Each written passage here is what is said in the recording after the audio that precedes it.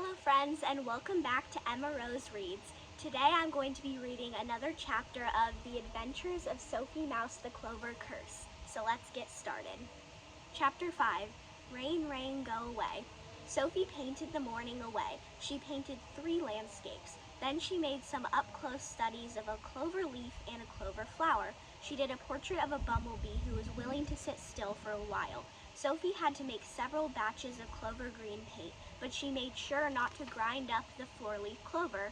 Sophie leaned it against her easel. She planned to carry it home carefully when it was time to go. That time came sooner than she expected. Plip, plop!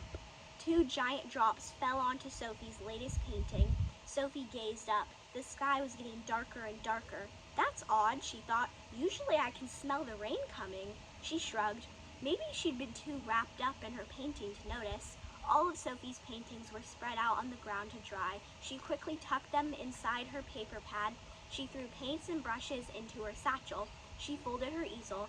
Finally, she grabbed the 4-leaf clover. Then she started running for home. She was barely out of the clover patch when it began to pour. Sophie groaned. Her paintings! She couldn't bear the thought of them getting soaked.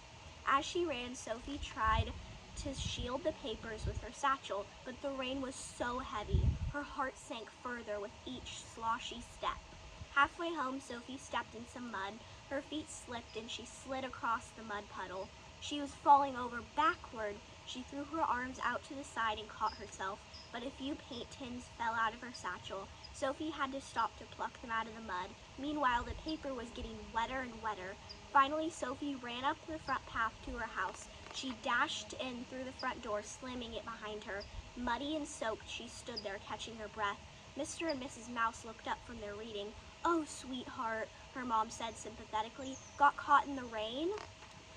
Sophie nodded sadly. A lump was rising in her throat. She felt as if she was going to cry. She dragged herself up the stairs to her room. She dropped her things and put her pad of paper down on her table. She took a deep breath. Then she opened the cover. It was worse than she feared. All of her beautiful paintings. They were nothing but watery streaks of paint. And that is the end of chapter 5. Join me next time when I read chapter 6. And if you like this video, please be sure to like and subscribe. Bye!